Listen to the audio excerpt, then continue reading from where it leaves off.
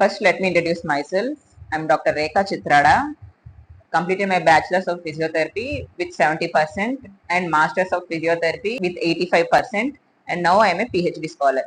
ఇదంతా ఎందుకు చెప్తున్నానంటే మనం చెప్పే టాపిక్ రీసెర్చ్ అనమాట. రీసెర్చ్ కోసం ఏమైనా మాట్లాడుతున్నప్పుడు we should have some credential.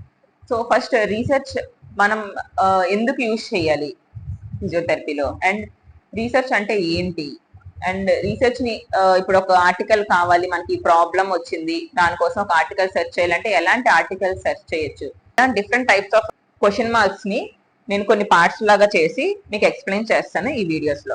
Firstly ఈ వీడియోలో ఇది ఒక పార్ట్ 1 లా తీసుకుందాం. ఈ వీడియోలో వాట్ ఈస్ రీసెర్చ్ అనేది తెలుసుకుందాం. రీసెర్చ్ అంటే సిస్టమాటిక్ ఇన్వెస్టిగేషన్, నాలెడ్జ్ ని క్రియేట్ చేయడం, న్యూ ఫ్యాక్ట్స్ ని తెలుసుకోవడం, ప్రాబ్లమ్స్ అనేది సాల్వ్ చేయడం. ట్రీట్మెంట్ అండ్ ఎక్సర్సైజెస్ ని సైంటిఫిక్ గా ప్రూవ్ చేయడానికి మనకి రీసెర్చ్ అనేది హెల్ప్ చేస్తుంటది. Second point, why do we need research? Evidence based treatment కోసం, బెటర్ పేషెంట్ అవుట్కమ్స్ కోసం, న్యూ ప్రోటోకాల్స్ డెవలప్మెంట్ చేయడానికి, ఫిజియోథెరపీకి గ్లోబల్ నాలెడ్జ్ కంట్రిబ్యూట్ చేయడానికి. For more videos follow us.